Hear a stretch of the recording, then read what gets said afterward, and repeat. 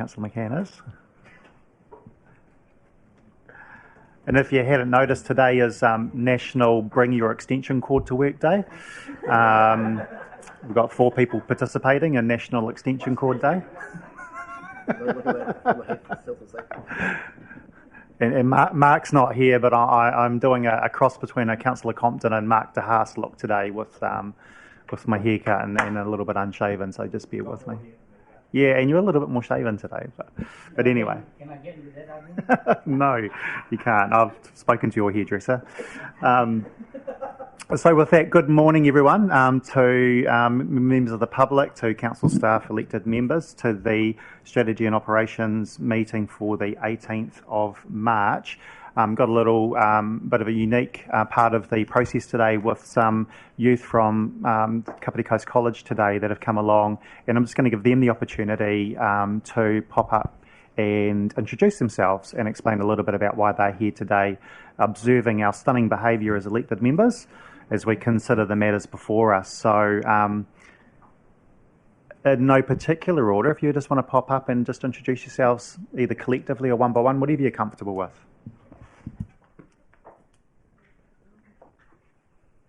Hi, I'm Kira.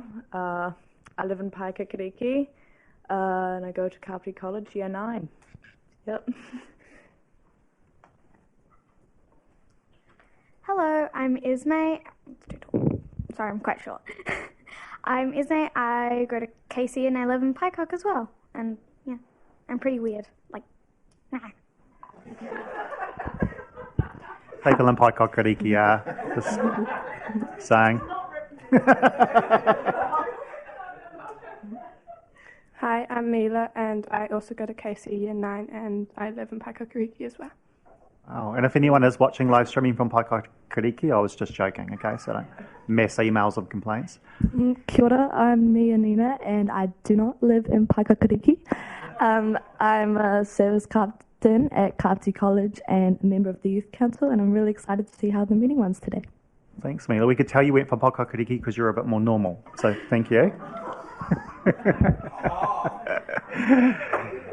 Excellent. So look, thanks very much for coming along. And at the end of the meeting, you're welcome to join elected members and ask any questions if you have around council business. So with that, I'm going to move on to actually before I move on to I'm going to move to the council blessing, and then I've got a little bit of a comment to make. So Councillor Randall's indicated he'd like to read the council blessing to me earlier in the meeting. So over to you, Councillor Randall. Okay, thank you. As we deliberate on the issues before us, we trust that we will reflect positively on the communities we serve. Let us all seek to be effective and just, so that with courage, vision and energy, we provide positive leadership in a spirit of harmony and compassion. Thank you, Bernie. And with that, just a little bit of a comment from me. Over the last couple of weeks has been a bit interesting. In the previous council meeting as worship, the Mayor read out a bit of a statement. From there, we also had quite a powerful meeting on the marae in Otaki with the Race Relations Minister Meng Foon. And as a chair, I guess, taking this role seriously, I just wanted to point out and steal a little bit of a snippet of your own words and I guess in keeping that mantra, your worship, that this council chamber should be a safe place for anybody wishing to participate in the democratic process. And as chair, I'm committed to creating a safe environment in which opinions can be respectfully expressed, and in doing so will not tolerate any inappropriate behaviour to those in the chamber. So looks like everyone's going to behave themselves today, but you might hear that as a bit of a standard feature as we're moving forward, as we try to uphold and lift the standards in this chamber as we move forward, in keeping with the commitment that His Worship made a week or so ago. So with that, I'm going to move on to item number 3, which is apologies. I have apologies for lateness from Councillor Elliott, but noting that may turn into an absence. We'll just wait and see. And apologies for Councillor Buswell, who will not be attending today. So nobody else has been indicated. So with that, I think given that, I'm just trying to think because we've got an alternative today. Do we need to note it? Okay, thank you. We'll note Richard as well. So with that, if someone wants to move the apologies, Moved by Councillor Holbrook, seconded by Councillor Henford. Any further discussion? All those in favour say aye. Aye, against, carried. And it's occurred to me then whether we actually need to move for the apology. I always forget. Okay, excellent. And so we move now on to item number 4, declarations of interest relating to items on the agenda. No one's indicated any to me. Councillor McCann. I have to acknowledge I can't remember whether it's a declaration of interest for this meeting or the one following, but as a board member of Kāpiti Living Without Violence, that does pop up. I can't remember whether it's here or this afternoon. So I'm not sure. I mean, obviously had read my paper, but I can't recall specifically where that is. pretty sure it's this one, but I just didn't write down where it was. It's probably under the social services and so forth, which will more likely be in the activity reports for this one. So look, we'll just note that. We don't need to move for that one there, Tanika? No, thank you. That's what I thought. And no one else has indicated any. A quick look around, nothing on the screen. And so the next one is number 5, public speaking for items relating to the agenda. Did we have anyone that's speaking today? No. Oh, Trevor. Good morning. Welcome. Come up. You know the drill. Good to see you today.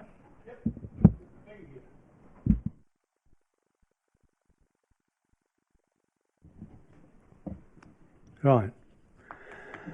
I'm talking to the appendix. And as usual, I've got time and glasses off to read. I'm talking about page 41, 42 and 43, which relates to housing. It's good to see some progress being made. I hope that some copies of this are sent to members of the working group so that they can be informed of what's going on. On page 44, the coastal adaptation. Grey Power will be interested in the workshops that will be carried out by the CAP team much later on. On page 60,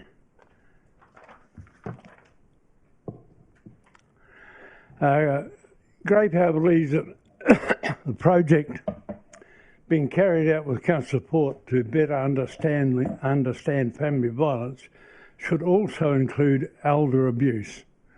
Not all elder abuse is financial. Quite a significant part of it is violence. And so we believe that Wellesley Care should be included in this group along with KWC and the Living Violence Group.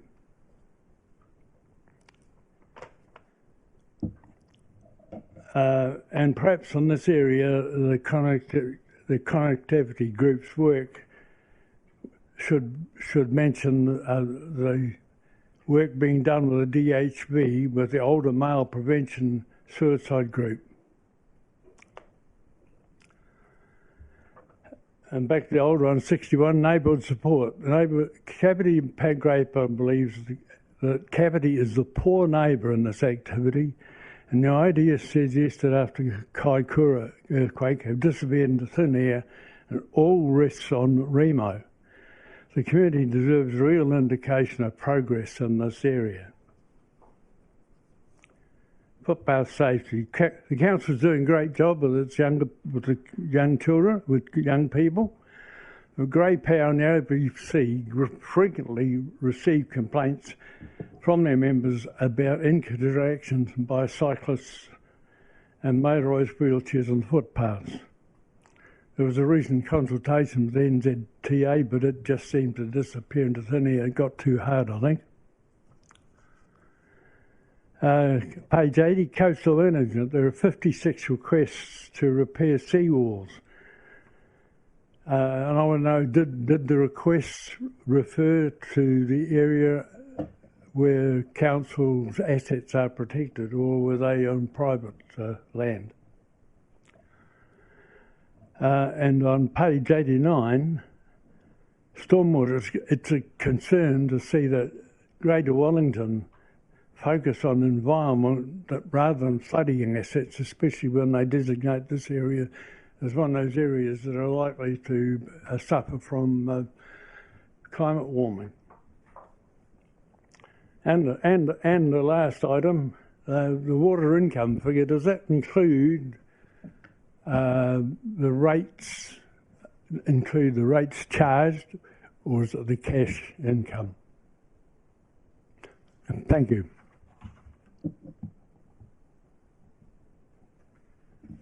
So any questions for Trevor? No, I'm just reminding elected members of any of the points that Mr. Daniels has raised, slots into your portfolio, maybe just to pick that up offline. And Trevor, feel free to shoulder tap any of the portfolio holders if you want to. Any of the other points that you made will be responded to in responses to public speaking. Very good, thank you.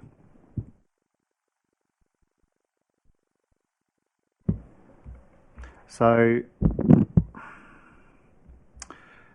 that brings public speaking to an end. We'll now move on to item 6A, public speaking time responses. I think, I haven't checked with Sean, but maybe there might be one response to the questions around stormwater and the rates, and other staff may have responses to some of the other questions. I'll have a quick look around after Sean's looked through a couple. Thank you, Mr. Chair. So I can answer, I think there was 3 there that related to infrastructure potentially, but there may be other responses from Janice potentially and Ian, maybe in terms of the revenue, water metering, water information. So the seawall complaints, I don't have in front of me which of those or if any of those were related to private, but we would only respond to the ones that relate to public assets that protect public infrastructure. And generally we don't get complaints that relate to private seawalls, but I'm happy to follow that up and provide you with some further information, Trevor, if you would like. The Greater Wellington Regional Council stormwater, I think that was more of a comment.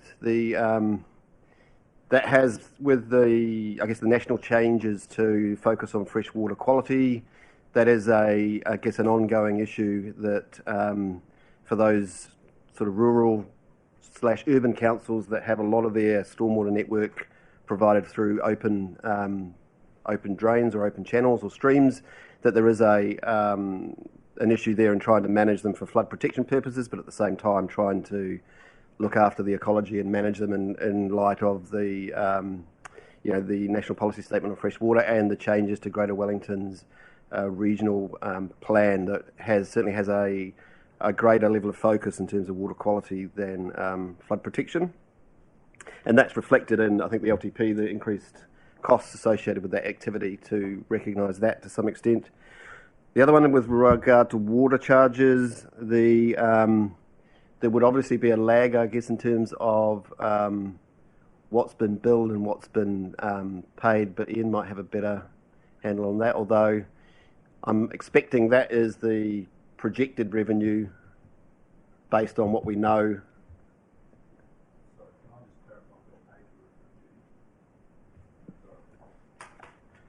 Ian, we'll come back to you in a sec. I think Janice might have a response to one, and it might allow a little bit of time to, and I'll have a quick look myself while Janice and see if we can pick a page number for that water rates.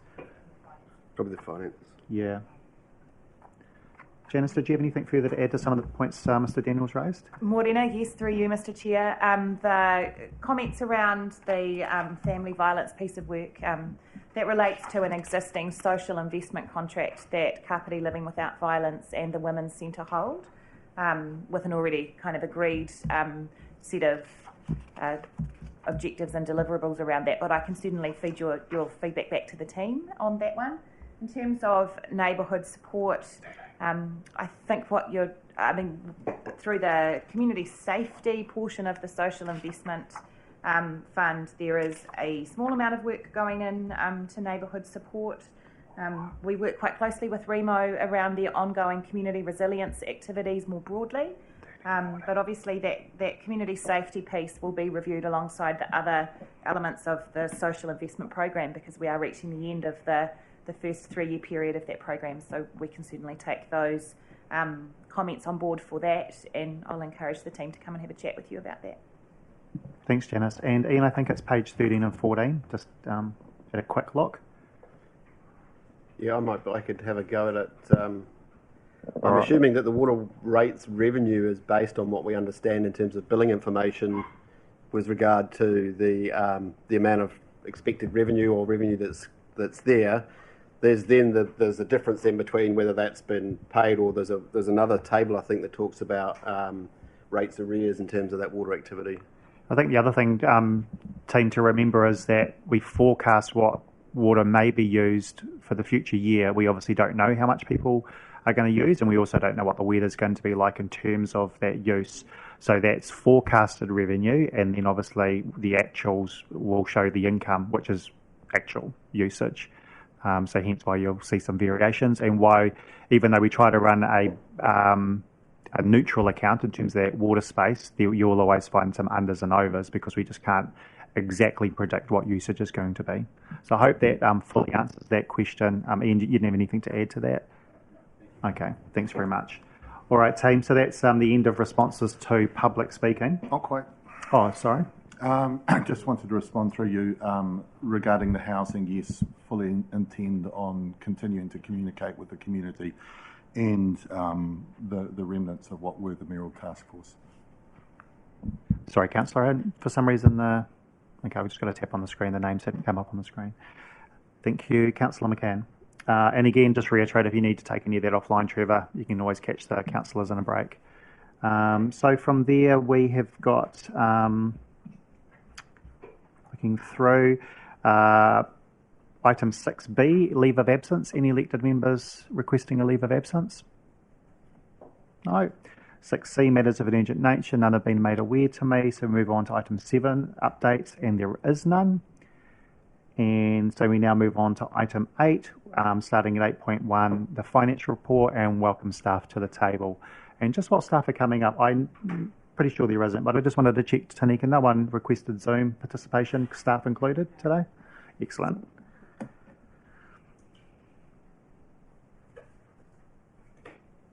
All right, so we're just going to welcome Ian up to the table, and Ian's going to walk us through the finance report starting on page 6.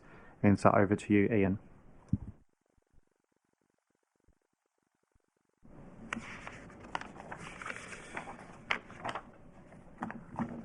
Thank you, Mr. Chair, and morning, everybody. I probably very briefly would just like to introduce myself, as I'm a recent arrival at the council, so I joined just before Christmas, and as I say, so new to the organisation and new also to local government. So my background in recent years is central government. I was previously at Ministry of Social Development for about 6 years, and prior to that with police.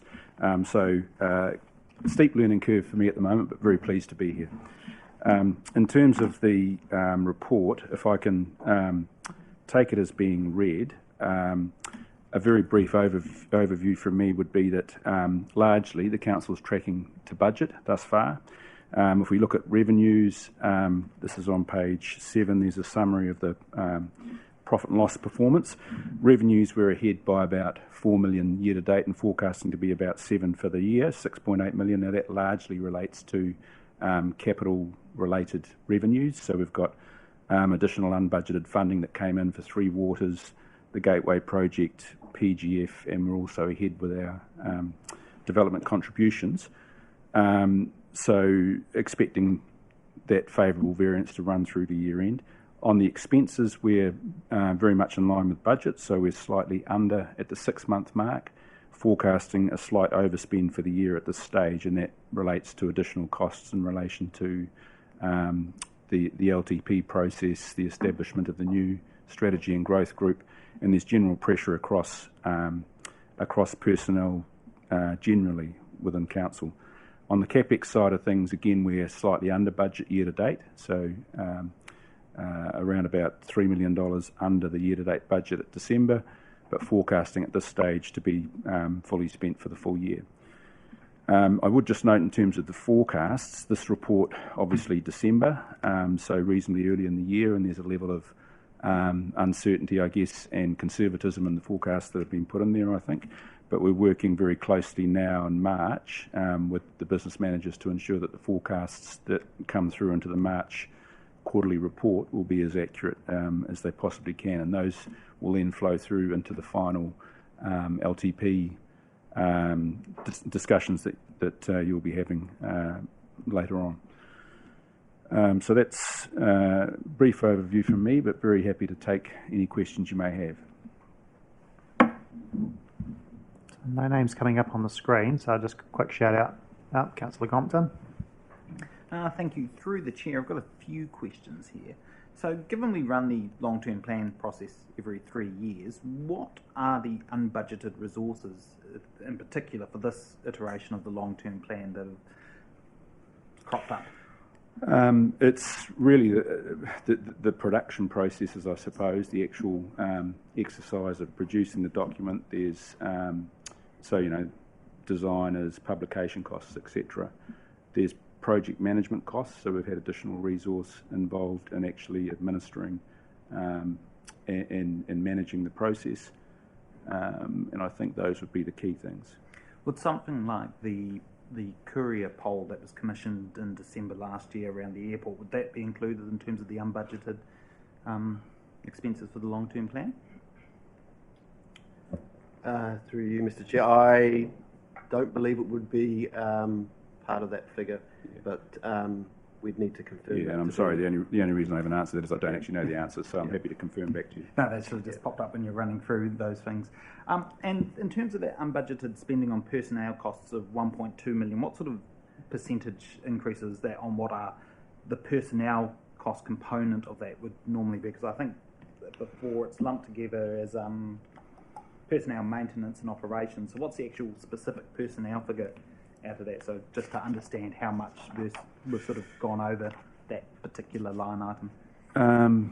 Off the top of my head, personnel would be about 30 million. So I can't do that arithmetic in my head, 1/30th. But I'd hasten to add that I think there is a level of conservatism in that. And the reason I say that is, I know, for example, in my own group, I've got a vacancy. And I know in these figures, it was assumed that position would be in place by March. That hasn't happened. It won't happen until probably May. And it's that type of thing which I'm talking about. So whilst there's definitely pressure, I don't believe it's going to be the 1.2 that's set out so here. it'll change. Yeah, and again, I'll say the March set of figures will be more current and more accurate in terms of where the year end is likely to end. Because can I just add to that? Because equally to that, there is often roles that aren't filled, so then there is unspent monies in other areas for vacancies. It could be up to 10 staff vacant.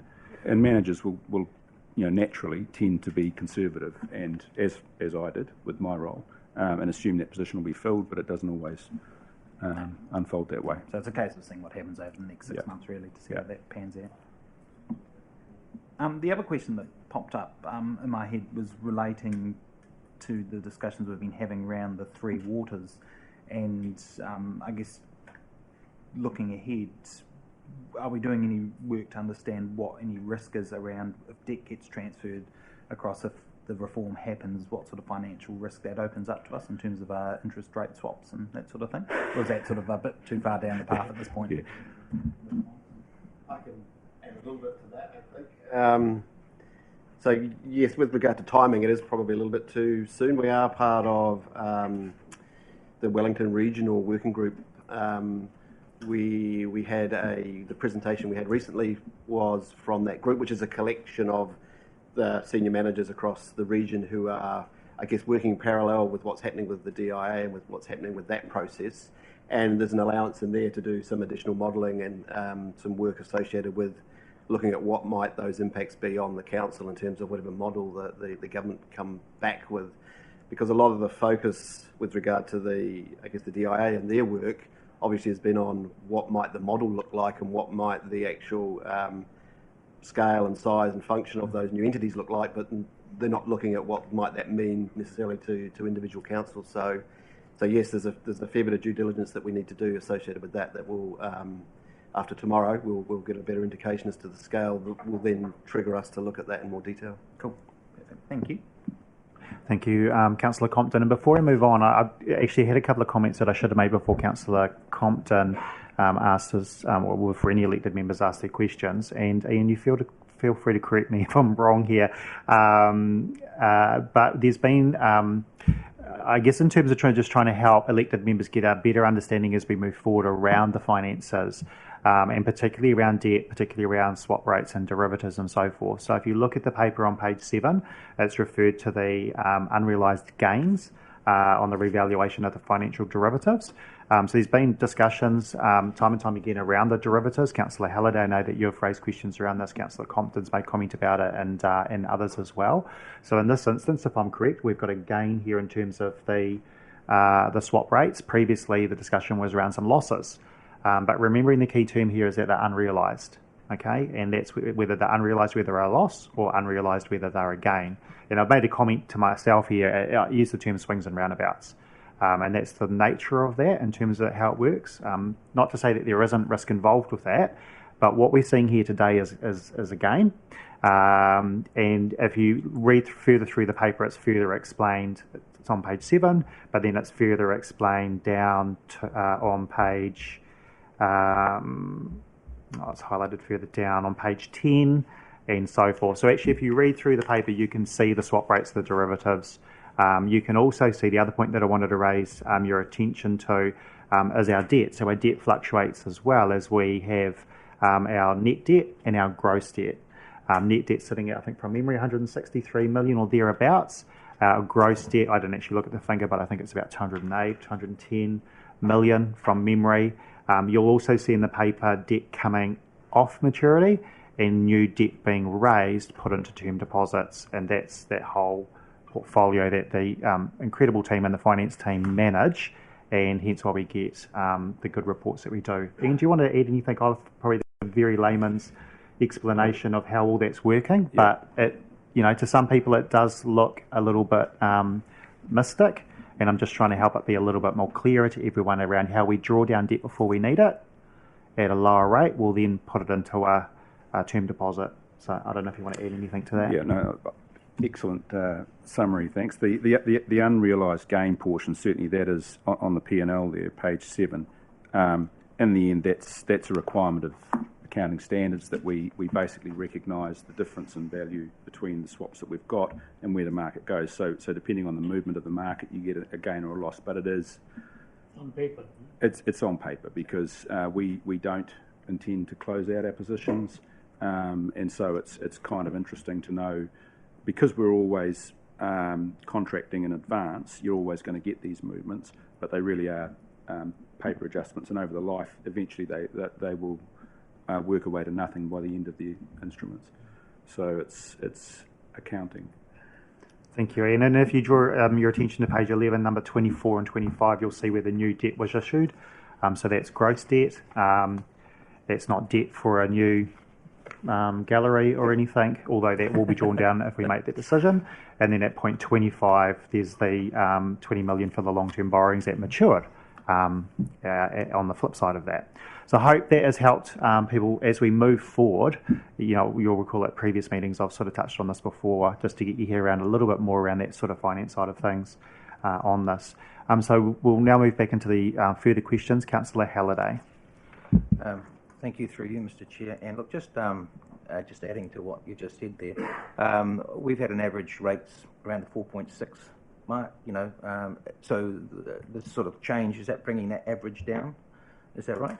I beg your pardon, the average cost of borrowing? Average borrowing percentage, if you like, our average interest, I think at the beginning of the year was around the 4.6 mark. So this new, the revaluation of the derivatives, if you like, is that bringing that, I'm assuming that's bringing that percentage down, average percentage down?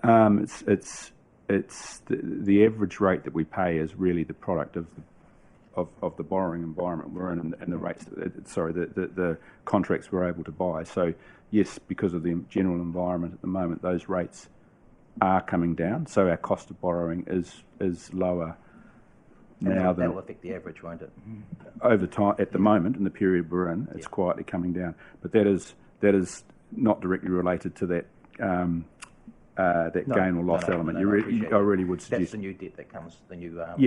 that's right, and given where the rates are today, we're able to borrow favourably, but that, markets will move.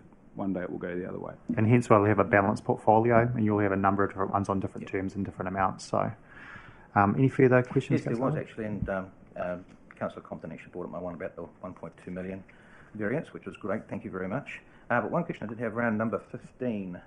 Hang on. Yeah, sorry, it's on page 9, number 15. There was a variance there with regards to residential subdivisions, the amounts that we're getting in. I was just curious, we've got a year-to-date variance there of 984, but we've got a full-year forecast at 962,000. And I was just curious to know why that's gone down. I thought if we had more subdivisions coming online, that would actually be going up with regards to that budget variance. Yeah, and I agree that doesn't look particularly intuitive. I think it will be to do with just the phasing of the budget, to be honest. Probably what I can say, having seen this January and February results, is the year-end favourable variance in this area will be greater than the 960. It does increase slightly. And the only other thing I wanted to ask about, and I asked this before, in page 7, we look at the comprehensive revenue to expenses. We've got that classification of total in the expenditure of personal, maintenance and operations, and it's all bundled together, which makes it quite hard to sort of get an understanding of your personnel expense in relation to the other expenses as well. It sort of ties in a bit to the cash flow one a little bit further along, which does something similar. It bunches them together. And I've asked this before, whether that can be separated out at some stage in regards to the reporting, so it just gives a bit of a clearer idea of what we're spending on personnel and operations and maintenance as a separate thing. Yep, that can be done. Thank you. Thank you. And if I could just check with you in that that it can be done, not saying it shouldn't be, because I'm not too sure how your system works, whether these are categories and whether it can be broken out through those categories down into, because I think that the response previously has always been these are the categories that are reported on in terms of like even through the system. But what you're saying is you can actually break that down further? If that's the desire, that's what we can do. All right. Look, I'll leave that with the team to take offline and sort out. Councillor Halliday, thanks for that. We'll move to Councillor Holborough. Good morning. Good to see you today, and thanks for a very easy to understand and well laid out. Yeah. There we are. Now I'm on. Thanks for an excellent report today. I'm a little bit confused about page 12 and 13. So I've got the table at paragraph 27, which has a year-to-date variance of negative 4 million or so, and then there's going to be forecast at paragraph 29, $7.3 million favourable to budget. Is this because there was, say, an $11 million opening balance? Is that? I'm just wondering how we're forecasting a $7.3 million favourable when year to date is unfavourable. Yeah, I have to confess I was actually looking at this table this morning and I couldn't quite follow that bottom section that you're talking about where I agree with you, the figure in the bottom right I think should be 7.3. I noticed that this morning when I was going through and reviewing this. So if I can, I'd just like the opportunity to go back and just review that and make sure for the March report that it's the variances are right. I do think the forecast position is right. I think the issue subject to investigation is something to do with the opening balances, which I just don't quite understand myself. But the forecast position I'm confident is right. Okay, great. Yeah. Excellent, thanks for that. Any further questions? No? Okay, if we could have someone move the recommendations towards the end of the report on page...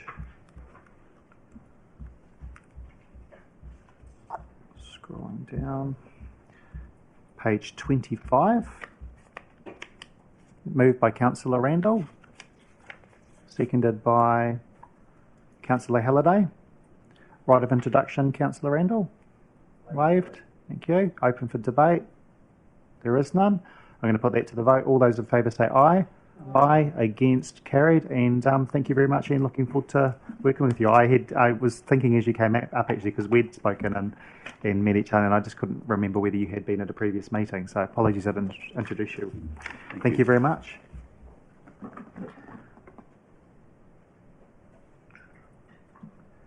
Okay, team. So now we're going to move on to the more media part of the meeting, which is the activity reports found on page 26. And if staff could just come to the table and introduce the report, and then we're going to walk through section by section with the different group managers.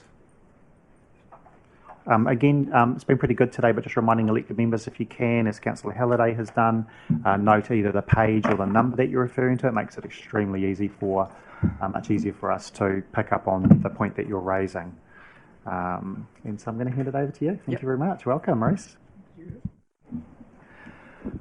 Thank you, Chair, through you. Tēnā koutou katoa. Today we have the second quarter activity report for the period 1 October to 31 December 2020.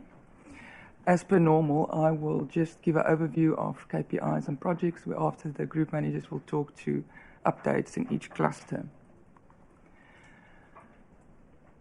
Council has 94 KPIs. At the end of quarter 2, 64 of those KPIs were achieved. 7 were not on target, 22 not yet due, and 1 monitor only. Looking at all council projects, we have 25 significant projects. 20 projects were on target at the end of Q2, 4 were not on target, and 1 on hold. The ones that's not on target fall in park and open spaces and wastewater, but the group managers will talk to it once those slides appear. I'm now going to hand over to Hamish. Hamish, just before you start, because I just wasn't aware of the handout, so I just want to clarify, is the handout differing from the digital version that elected members? Is this a guide to the presentation, or is this simply just a hard copy version of the activity reports and the electronic PDF that we're working from? Thank you, Chair. This is a copy of the presentation. Which is differing from our PDFs that we, in terms of the activity reports? Yes. Okay. Thank you.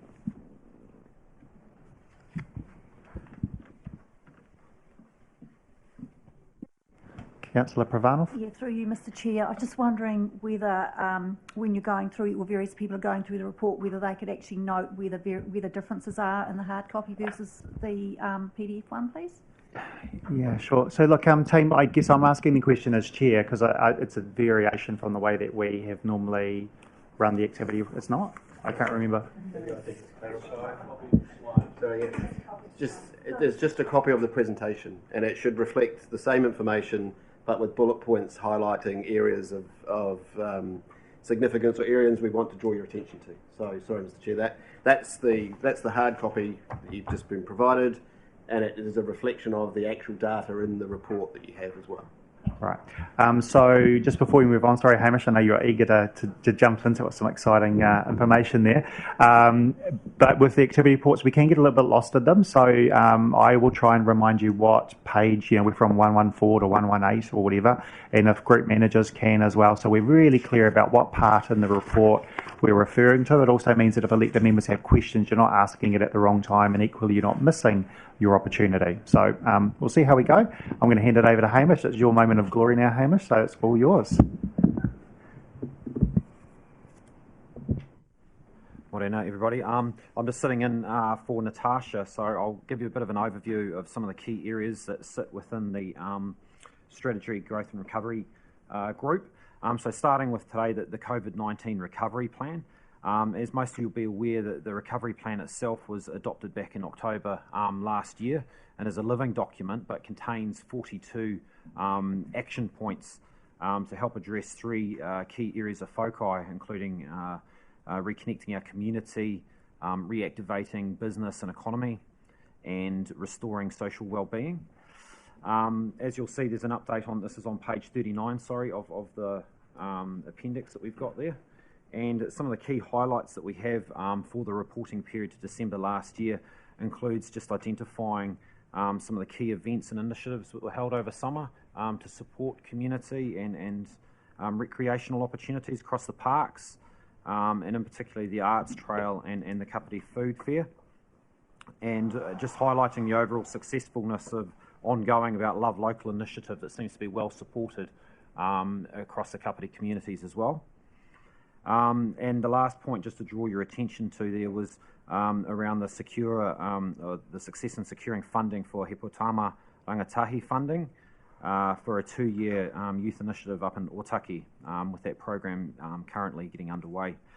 Just to note that one of the key things with those 42 actions underway is that they're all intended to be underway by the 30th of June this year, but a number of them are still yet to commence. But at the moment, they're all tracking to be initiated by that 30th of June timeframe.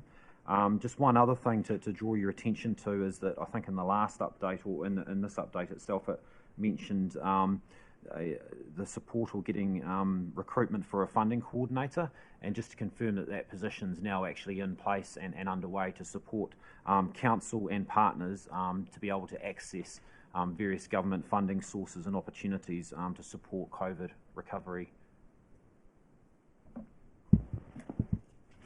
Thank you, Hamish. That was the COVID Recovery Plan, page 39. We're going now to the Housing Work Programme, page 41 of Appendix A. And again, Hamish. Yep. I'll just check if there's any questions. So any questions on page 39/40 before we move on to housing? Councillor McCann. Thank you. I just noted on the hard copy, page 39, Kāpiti Destination Plan, and I just wanted some reassurance that the consultation that is occurring in the community is not hitting any snags.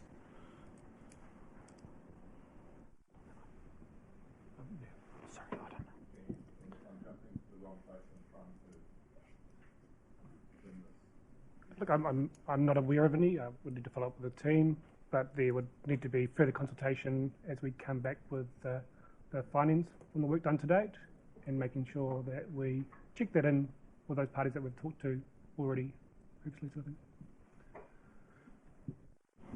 Councillor Halliday. Thank you, through you, Mr. Chair, and I'm sort of building on what Rob was talking to as well. We've got the COVID-19 recovery plan, but we've also got the economic development plan as well. I know that there's 42 actions on the recovery plan, there's 26 actions on the ED strategy. I'm just curious, I'm assuming there's a lot of crossover here, and I'm just wary or a little bit concerned that the economic development strategy doesn't get lost in the COVID-19 recovery plan, if you like. That there is good marrying up between the two moving forward. Any comment? Through the chair, I'll grab that. So a big part of the process was to ensure that we understood the opportunities for alignment, and that was part of the process when we set the ED strategy, to understand the state that we're in now and going forward. And so understanding those actions that were deliberate, that need to happen now as part of the COVID recovery, but also how they connected with the wider actions of the ED strategy to make sure that they didn't go in different tangents was important. Fair to say that as we're moving forward in that space, that pretty much we're talking about one, we're pretty much going to be talking about the other, or at least be referring to both of them as we move forward, sort of thing. So key force plan pre-COVID was quite different, but that's now would look to be different, or be adapted to understand the current state of different sectors and industry. Councillor Halliday, if I could just provide some further context. Certainly in my discussions that I've had with staff around ED-related stuff, there's always the question that's kind of put back as whether this is just purely an ED matter or whether it comes under the COVID, and does it tick the COVID boxes. So there is certainly, I guess, a sifting of priorities, and then the response might be, well, this is more just sort of a core ED topic rather than fitting into the COVID kind of category. Yeah, and so definitely that is happening in terms of the little experience that I've had in that area as well. Any further questions you've got there, Martin? No? Okay, Councillor Holborough. Going after Martin again. I'm looking at the 6th point on page 40, encouraging connections and kindness, and it says, while there has been less progress in this objective area, the majority of actions are expected to have been started in the next quarter. Can I please ask what kind of actions have been started? I'm particularly thinking about the kindness aspect of that in relation to some of the recent activities surrounding council projects.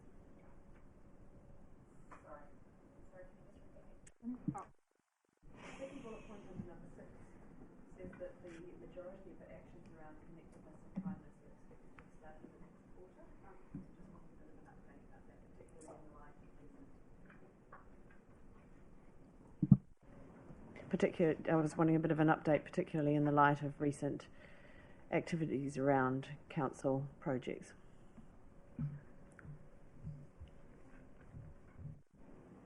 Thank you. So I think in terms of people and partnerships group activities that contribute to that, we'd be talking about our community garden parties, Neighbours Day, other events of that ilk which are underway in the planning. We are noticing possibly slightly less interest in that than we have seen in previous years, which potentially reflects a few things. In terms of recent events here in the chamber and the kindness aspects, I'm not sure that there's a direct link between that and some of the activities that were in mind in terms of what's referenced in the report. But I can certainly take that back to the team and see whether we can weave some of that through it if there is a gap there. I was actually more thinking of social media and our ability maybe to encourage and facilitate positive communication on all platforms in terms of kindness and connectedness in our community, because I think that that's a basis for everything else, really. Thank you, Councillor. Councillor Hanford? Oh, I think Janice was going to... Sorry, there we go. We're doing a separate piece of work around that I'm happy to catch up with you about offline. Yeah. Councillor Hanford? Kia ora, I'd also love to be a part of that conversation around the kindness stuff online. Just a question relating to page 40 under risks. In terms of consultation with iwi in that conversation, I'd love to have an update as to kind of where that is at the moment and the progress that's been made specifically around the recovery plan. Janice, if that's possible. We have a meeting booked with all three of our iwi partners next week to specifically look at the recovery plan. Excellent. So I don't think there's any further questions in this category, so we're just going to move on. Thank you. Hamish, now page 41 for the housing work program. Thank you. Where are we? This area work slightly overlaps with the next slide as well with regards to some of the wider work we're doing around housing relating to the housing work program. In particular, the focus is here with a COVID lens on to address some of the kind of key pressures that the communities have been experiencing, not only under current prevailing COVID conditions, but in light of increasing demands around housing and housing pressures in particular up the coast and across the region more widely. And in particular, some of the concerns around access to emergency social and affordable housing, but also some of the dislocation of people from the communities and ability to live close to where they live. In particular, there's been some key discussions working with two areas of community groups, one up in Otaki and also in Parapara Umu. The discussion in Parapara Umu has been around facilitating with community organisations to try and help kind of navigate, I guess it is to actually identify a way to actually help navigate some of the complexities around accessing emergency social housing for people in need. And so we've been part of that discussion to help support and enable those organisations to work through what that might look like. And similarly, up in Otaki, staff have been involved with discussion around local iwi groups, similarly to address that local need and what that might look like in a provision for local housing for local Māori in the area and not face those pressures to be pushed further north out of the district. So those discussions kind of permeate through to some of the discussion I'll have on the next slide as well, but those are particular ongoing discussions to see where we can help and advocate and help in that area. Questions? Okay. Councillor Randall. Yeah. Thank you, through you, Mr. Chair. What discussion, if any, have you had with the two local members of Parliament that serve this area.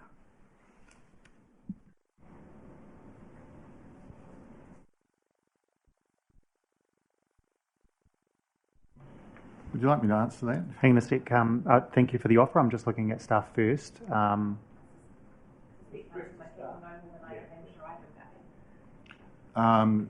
We have been...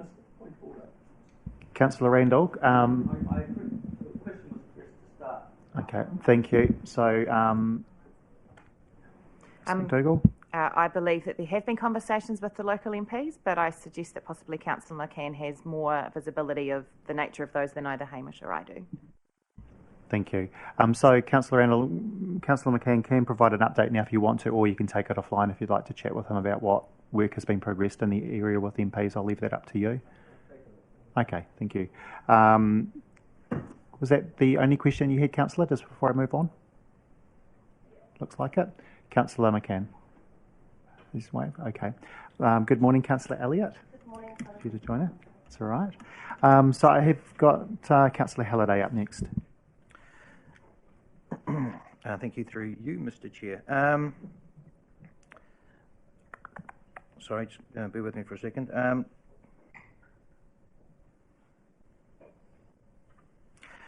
In the on page 41, you had points 3, 4, and 5. You're talking about the facilitating of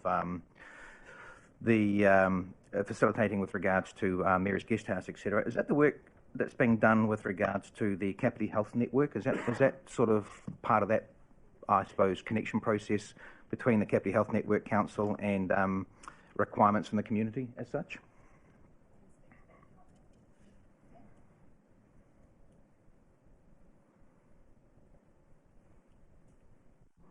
My understanding of that piece of work is that it was it came about as a result of council staff linking up with the DHB and MSD to tackle issues that had become apparent in the post-COVID lockdown kind of environment. That was happening at about the same time that the Community Health Network was getting up and running. So I don't think you can say that it has happened as a part of the Community Health Network work. It probably preceded it. Okay, no, just in other meetings I've been at, that sort of had been as part of that, but I'll follow that up through on a different thing, which is not a bad thing. I think it's a great thing, don't get me wrong. Yeah, it was definitely a COVID, it was part of the ongoing sort of COVID impact work that identified the issue.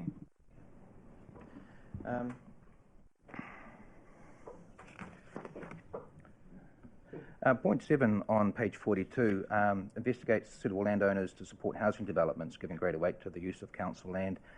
Staff supported several parties that are exploring opportunities. I was also wondering if you could give me an idea of what sort of groups they are. Are they sort of the small fringy groups that Councillor McCann refers to at times that sort of do need help versus the larger developers that we have in the area? And are we helping to facilitate those people through the council process? What's the situation there?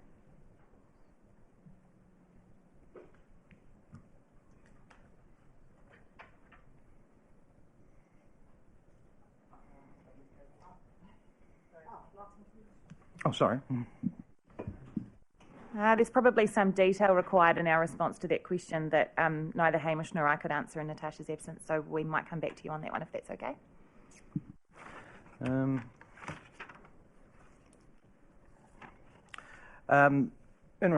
regards to the housing, I just wanted to emphasise a point, and that is around our elderly. Can I just check if that's a question? Just the way that you worded it, you wanted to emphasise a point, because if not, we'll...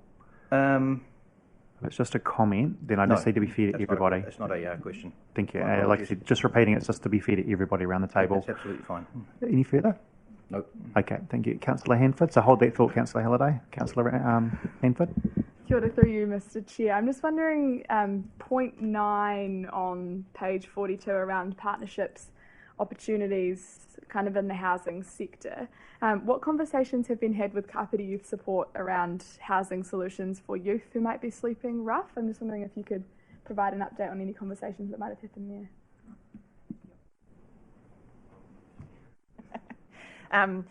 I can't give you a full answer, sorry, we might need to come back on that. I am aware that there have been conversations between council staff and Kāpiti Youth Support about housing-related issues for young people. I don't have the detail, unfortunately.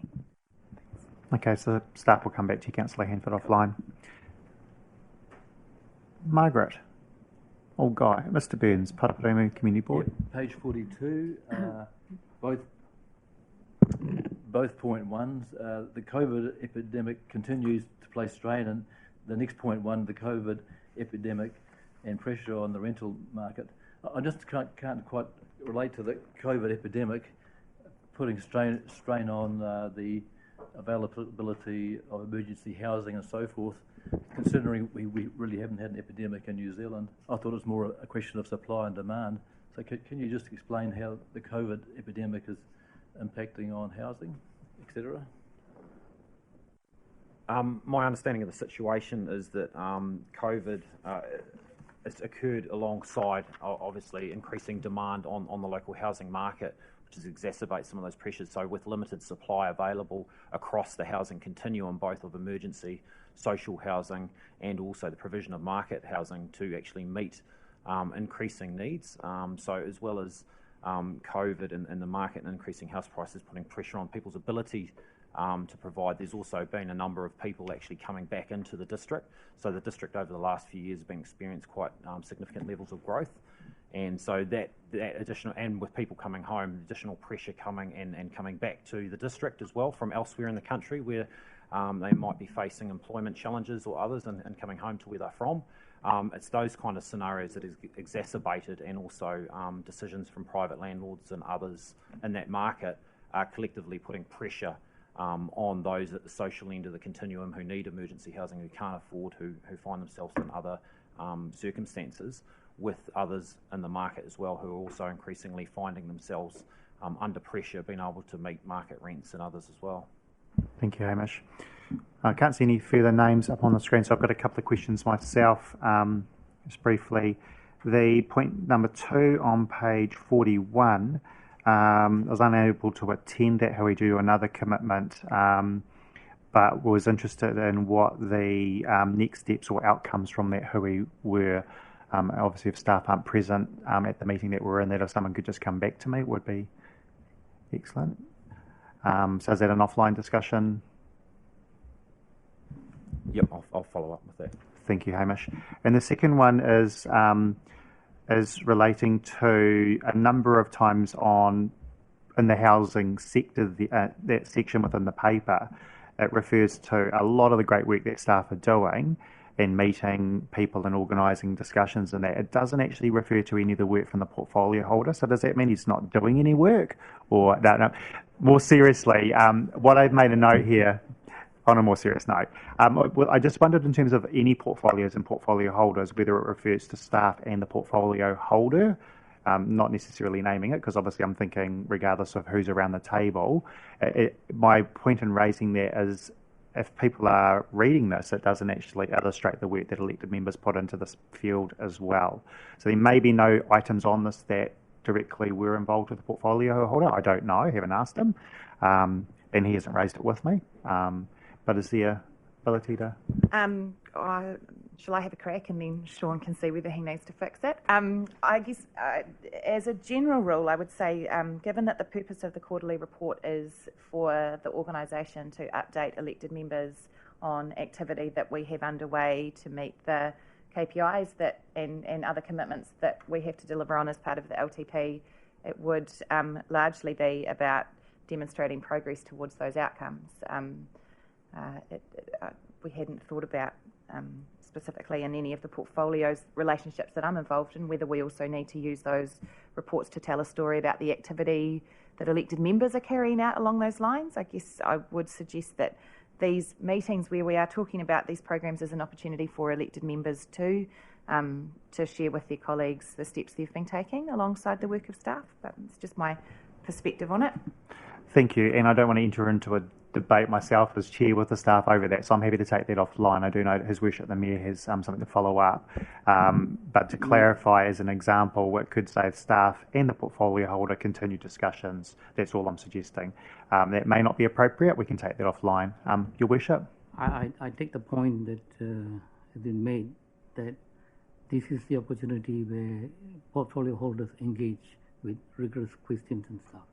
That's why I see the particular exceptional value of portfolio holders to hold council to account in terms of the report that they give. They may also have had some input into it. I don't know, and the other portfolio holders and the councillors generally depend on the portfolio holders to be leading the questioning. That's where I see the value of this. Thank you, Worship. And so with that, Councillor McCann. To make a point, I'll ask a question through you, Mr. Chair. To Janice, do I ask difficult questions?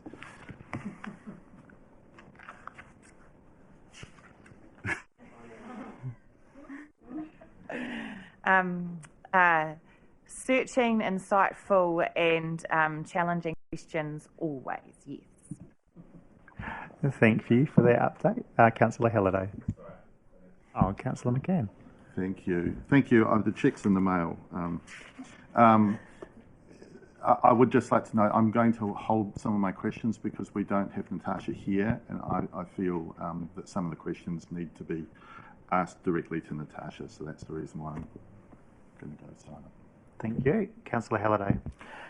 Yes, through you, Mr. Chair. Look, I'm just acutely aware that we have capacity issues in this space, and I'm also aware that we advertised for a senior position in this area pre-Christmas. I was just wondering if that position had been filled at all. Natasha would need to speak to that, and she's not here. Okay, so can we just do a bit of a takeaway note that if there is an update, and by that I mean in terms of appropriateness and timeliness, just to provide that update to elected members, if you can keep that on the register under further actions.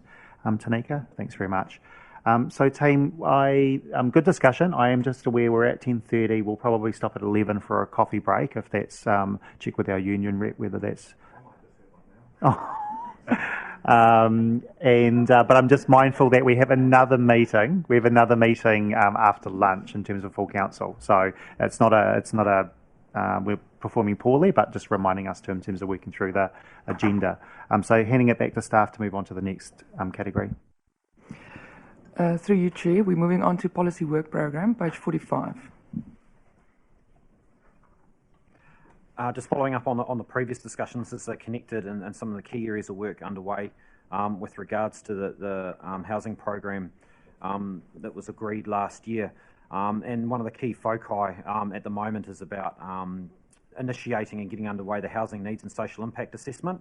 So there's been some key discussions around that, including with the 3 iwi underway now, and the intention is to actually involve iwi and partner with them in actually developing up the scope of that work, which will take place over the next wee while year or so, and that will help provide a sound understanding of some of that need and demand and that social end of the spectrum through to market housing to actually help inform some of those processes and discussions that go on with government agencies at the moment.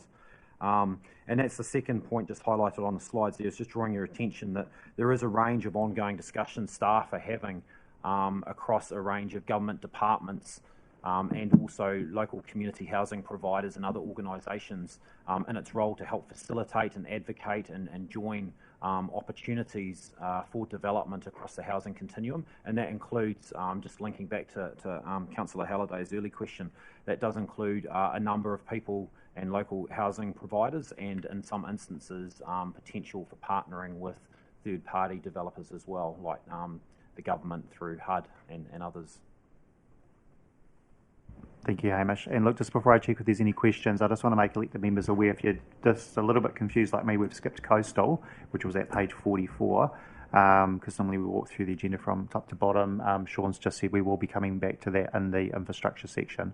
So any questions relating to the policy work program on page 45? And yeah, just 45. Councillor Elliott. Thank you. We've had a lot of briefings in the last few weeks, and one thing I have noticed when I'm home and looking back at the slides as we provided is that it would be really helpful, and this is a question, if we could possibly have the contact details of the lead staff person for that project on the slide information. Just the name, email address, phone number would be fantastic. So can I just check before we progress with that request in terms of our elected member role and the hierarchy that we're given in terms of contact? So I just all good intentions, but I just need to clarify with staff around so that we're managing expectations.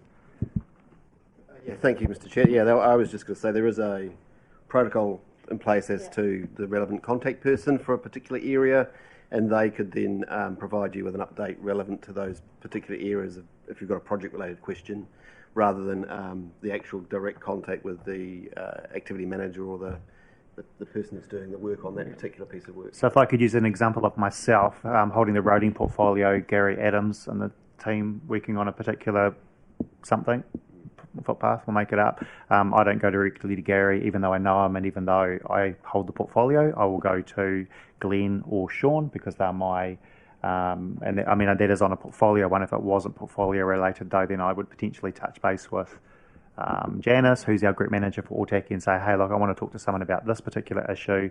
Do I talk to that person if I know them by name, or their group manager? And then staff will direct me, and generally it's the group manager. So I just want to make that clear so that you're not upset later if you've made a request at the table and it hasn't been followed through. So,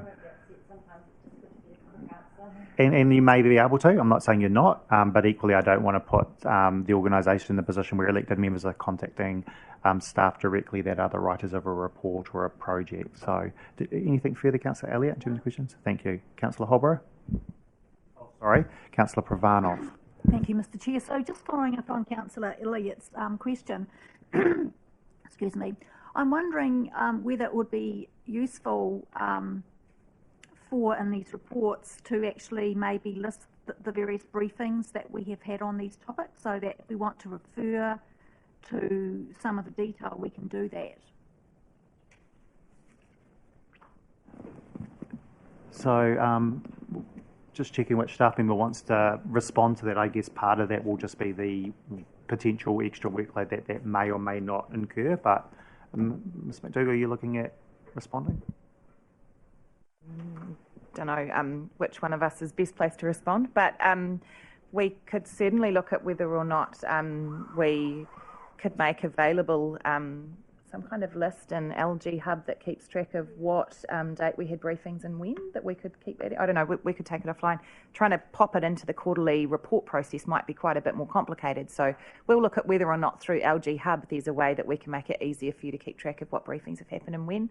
Karanga Mai, your calendar, the Karanga Mai appointments is also a way to be able to keep track of that. But yeah, happy to take the request offline to take a look at it. Not sure whether there is anything we can do without increasing workload, which I'd be hesitant to do.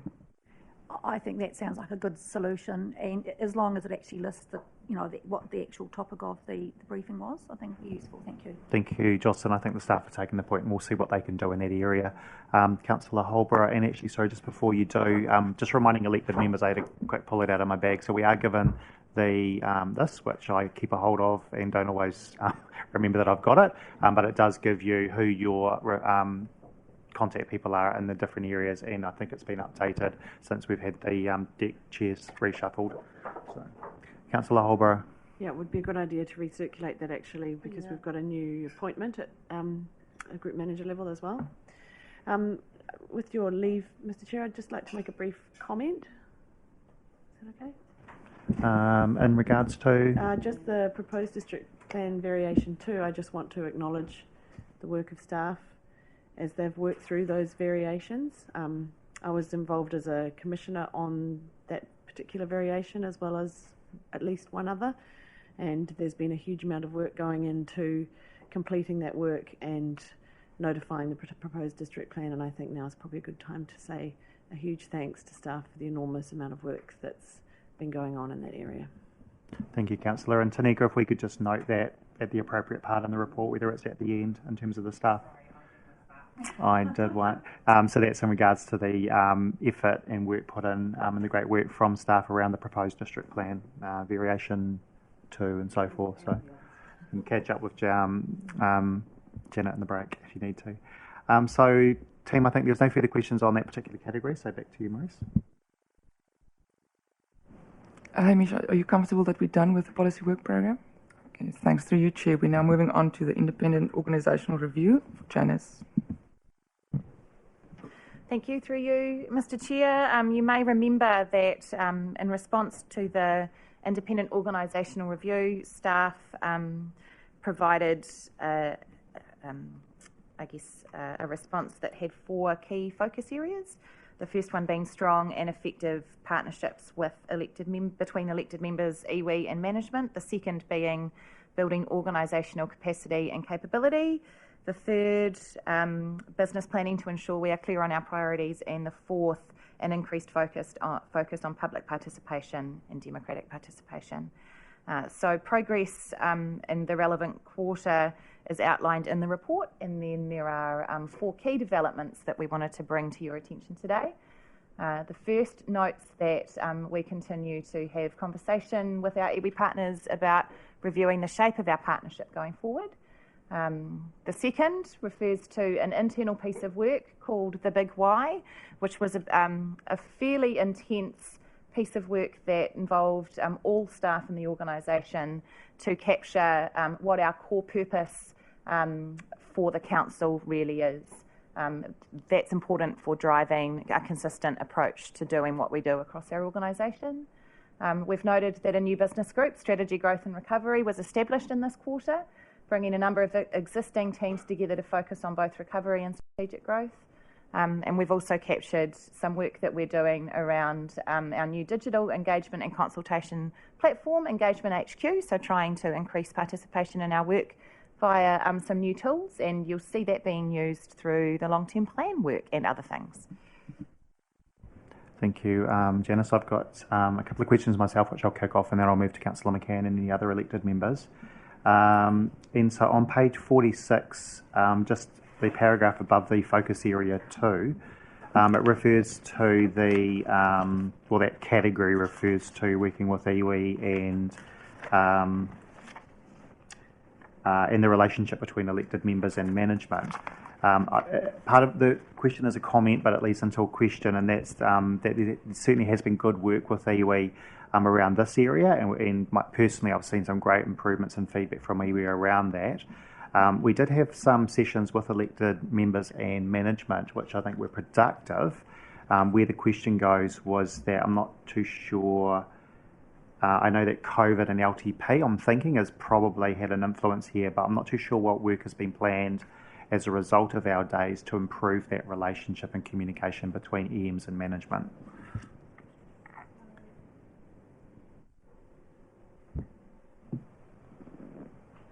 I'm sorry, I haven't got a copy of the full list of actions in front of me, so I will answer based on recollection, and I'm happy to come back with more information afterwards if that's helpful. But my recollection is that some of the other actions that were included in that focus area did relate to training and support for council and community boards, the review of portfolios, which was something that was requested out of the some of the conversations between staff and management. So there are more actions within that. Not all of them were intended to have been acted upon within this quarter. So I think that for the next quarterly report you will see more progress on those ones reported. Sure. I've got a couple more questions, but if I could just leave you the comment around that the relationship between elected members and management, the work that we did at the away sessions, I think there was an expectation that some stuff was coming back from that. So I will leave you to take that offline and at the appropriate time and the appropriate person to bring that back to the table or to the mayor.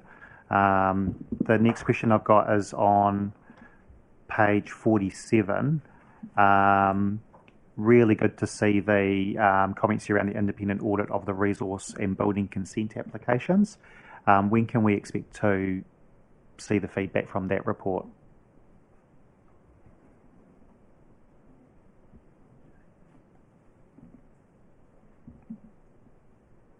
Just whilst waiting to go read, Mr. Chairman. We have draft reports both for a case study on resource consent application, but one that we highlighted is a sort of tiny house project, and we thought that given the interest in there, so we've got that, and we want to bring that back together with a piece of request for further information that we've just had the draft reports back from the two consultants we've used.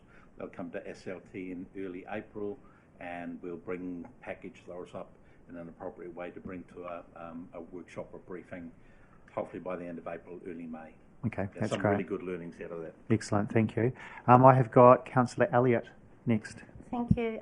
There was feedback that came out of the review, was highlighted again on the meeting of the 25th of February, and then again to me personally yesterday from ratepayers, and that is a request that the meeting times are changed, or some of them changed to 4 p.m, so that there can be more community participation from those who are busy during the workday.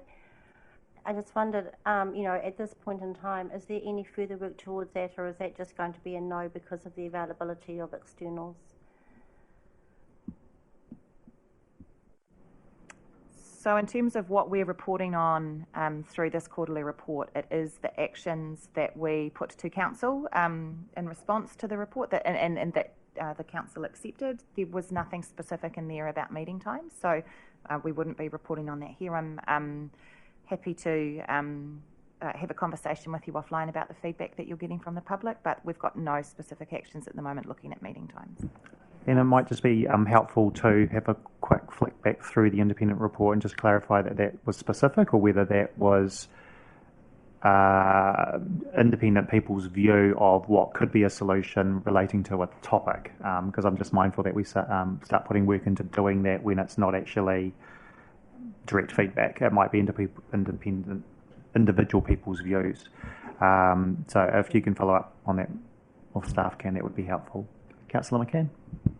Thank you, through you, Mr. Chair. Just following up on the point that you raised about the independent audit on resource and building consent applications. Council is bringing back a report to us. Are we going to see the independent reports or audits? I haven't seen the draft reports through you, Mr. Chair, and it would be about the appropriateness. We may read. I'm thinking particularly in terms of the resource, we may need to redact some information, because we've got to be careful that we don't embarrass developers, or I've seen the resource consent application review, and it's quite hard-hitting, but also has implications for us. So I just need to work through with SLT how we present that to you, and whether there would be an appropriate version of the two auditors, but keen to release as much to you as possible. I think that last comment is the key bit, and certainly what we've experienced in the past. So it's as much information that can be released without releasing XYZ person's name. Back to you, Councillor. Thank you. That's very, very good to hear. Will we also get to see the terms of reference of those audits? Because I note here there's a bit of crossover here in that the housing report that we received last year, and we followed the staff recommendations on what was going to occur first and foremost.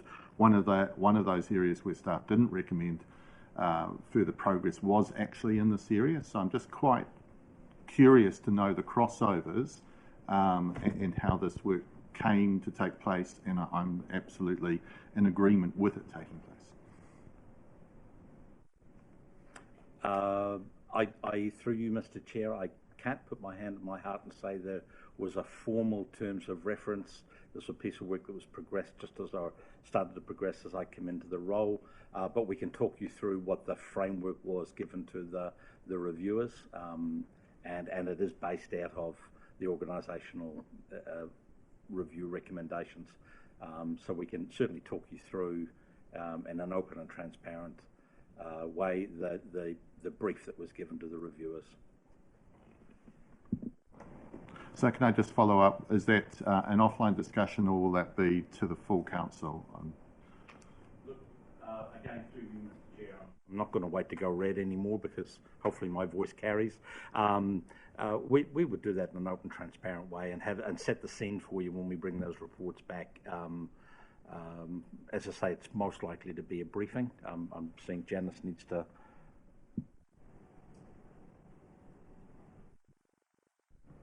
I just wanted to add, with my prior knowledge of the housing program and the recommendations in it, based on my understanding of what this piece of work that's happened within the regulatory group actually is, it's the kind of thing that would contribute to, but not replace, the work that was foreshadowed in the housing program. That would be a much more involved piece of work, looking at a end-to-end process, whereas this has been an audit with a specific focus in mind. Yeah. Thank you. Thank you, Councillor. Thank you. Councillor Pravanov. Through you, Mr. Chair, just getting to the right place. So I'm just picking up on the, so it's really great to see that there are a number of initiatives that are being undertaken. I just want to focus on the Big Y project, and I suppose, one of the matters that was brought up in the organisational review was the staff workloads and the stress that they're under. And I'm just looking here at the recommendations, and one of those recommendations was developing an agreed operating model to bridge between the long-term plan and various other things. And I'm just wondering how that is progressing, or whether that is progressing at all, please. That is referred to on page, let me just get the number, page 47 of the report, of the attachment, where it says that initial scoping of an operating model is underway, which will link to our people strategy and organising framework, including our work on purpose and culture. So, outside that operating model, are there any initiatives that are occurring for staff?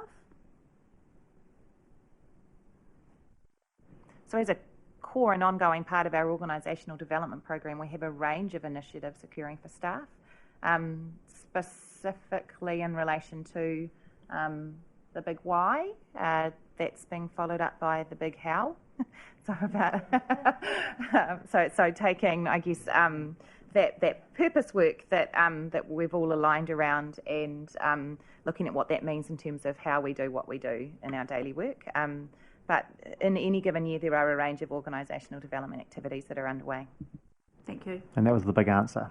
Thank you. Yep. And I don't see any further questions on this slide, so I'm mindful of time. We're going to move on. Through you, Chair, thank you. We've got the last one of the cross-council work program, so that's corporate IT, and Ian, will you just say a bit about that thing? Yep, so two updates noted here in the IT space. The first relates to migrating our call centre staff onto the new Mitel phone system, which allows them to operate anywhere where there's an internet location. So obviously that has benefits, including improved resilience. And the second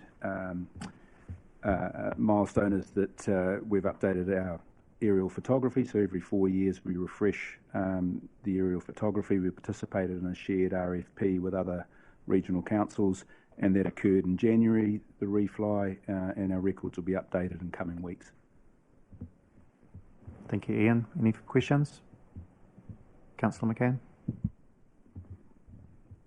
Are we able to get notice of when you're doing those aerial photographs so that we can remove some of the washing and other things that we leave in our properties? Are you sure it's washing, given our previous discussions in there? No further serious questions from elected members, so we're going to move right along. Thank you, Chair. We're moving on to place and space, which will be Darren. Oh, yep, okay. Apologies. Yeah, sorry, Mr. Chair, I'll talk to the carbon and energy management. There are some slight changes. We have the previous report with the coastal example that the Chair raised before. That coastal project prior to possibly before the report, that was not within the infrastructure area as a project. It's now within the infrastructure, so that's why it's sitting in infrastructure, but was in the report across the council. Climate change and energy management, and the work we're doing there, emissions reduction. Again, previously that was wasn't sitting in a cross-council program of work, but we've changed that now to reflect it so it is here in terms of where we're reporting. But it just means there's a little bit of a mismatch between the slides and the report. So yeah, so page 84 relates to the carbon and energy management work program. Some key things there, which fleet review is progressing, but is slower than we had anticipated because of all the, I guess, the effects associated with COVID and what we've been doing there in terms of working from home and getting back into a sort of semi-regular operational state. But that work is continuing. The part of that is to actually GPS those vehicles and look at their utilisation, look at distance travelled, those sorts of things, look at optimising both the fleet and the type of vehicles that we're utilising there. There is funding to increase the EV, number of EVs in our fleet, and this will also help advise where they're most appropriate in terms of usage, in terms of range and those types of things from an operational perspective. And the energy contract, this is, the report is as of December, but the tender process for that new energy contract is actually going out very shortly, if not this week, next week. That was in recognition that potentially we were looking at different ways to actually package up that new contract that might give us more flexibility around emission reduction and the carbon neutral targets that we're looking at. So that will go out, and again, we're proposing a 2-year term for that contract, and we'll report back to you on that when we get some tenders. Any questions in this category? Councillor Hanford. Kia ora through you, Mr. Chair. Just a question around the development of our action framework. Do you see, obviously sitting a lot, not necessarily mentioned in the slide, but do you see that then adding on, potentially adding on tasks in this kind of work slide, and there'll be more to come, I guess, in our next quarterly update? Yes, the next slide, I was going to talk about that there, because that was, again, at end of December, and we have since then presented to you I guess, that climate framework and the proposal to develop action plans for each of those strands that sit under there, and then report back to you on those as part of this process. So that we may be able to bring some of that through to the next quarterly report, and there is another briefing proposed, which was the second stage of that process, to look at the action plans and where they might sit in terms of the organisation. So yes, absolutely, that would be what we would look to do. Is that all? Yeah, that's all. Thank you. Excellent. Councillor Halliday. Thank you, through you, Mr. Chair. I noticed that the old charging station that's been removed was no longer compliant. My first question was, how long did it last with regards before it became non-compliant, roughly, But we've put 3 new ones in, and I guess this, just a comment on, I gather this will be the ongoing challenge we have with regards to the evolving technologies here. So I'm assuming that the 3 we're putting in will be non-compliant, maybe, at some time frame in the not too distant future or the future. Is that going to impact? Is that sort of thing going to perhaps impact on us hitting that carbon neutral target by 2025? Is just the lag of technology or the technology that's available and the changeover of as such? So the first question around timeframes, I would say, I could find out exactly, but it would be in the order of 2 to 3 years. I would have thought 3 years, at least in terms of the length of time we've had that other. Actually, maybe longer than that, because Jake Roos, who was previously in that role, was here when we put that vehicle charging station into that, maybe 4 or 5. But I confirm that for you. But absolutely, that is an issue in terms of the developing technology. The units that we put in there, hopefully, they will be sufficient to take us through to at least 2025, I would hope, in terms of that technology. But obviously, there is talk around hydrogen, and again, that is, I guess, a national issue in terms of the rate of change and pace in that area. So I can't look forward and tell you what that might be, but I would have thought the time frame we're talking about, which is relatively short, I don't think that would be a significant factor in terms of affecting us meeting that target. no further questions, and it's just hitting on 11 o'clock. So before we move on to the next, is it convenient to stop now, or would you rather? This is the last one? Last slide. Okay, last slide, I didn't know that, so I'll just hand it back to Maurice. So this is again page 85. This is another element of that climate adaptation mitigation area in terms of reporting, and really up to December we've been involved in a number of webinars and working group meetings. Another key piece of information there was the government circulated the first stage of some work they're doing to look at local governments' current status with regard to responding to those climate issues. So they sent out a survey across the country that was, I think it was about 60 odd pages potentially, or that to get a sense for where we saw us sitting in terms of our understanding and knowledge around risk and climate and those issues. And I expect the next stage will then involve them reporting back on that at some stage, but we haven't heard back as to what that might look like. Any questions? No, don't appear to be. So team, we're just going to break for 10 minutes. I keep getting told 5's too short. So we're going to break for 10. See you back here at the table at 10 past 11, where we'll continue on for the rest of the report. You young folk are welcome to join us, elected members, and Trevor, you're around as well, so you can grab a cup of coffee or a tea if you want, and we'll be back in here at 10 past 11.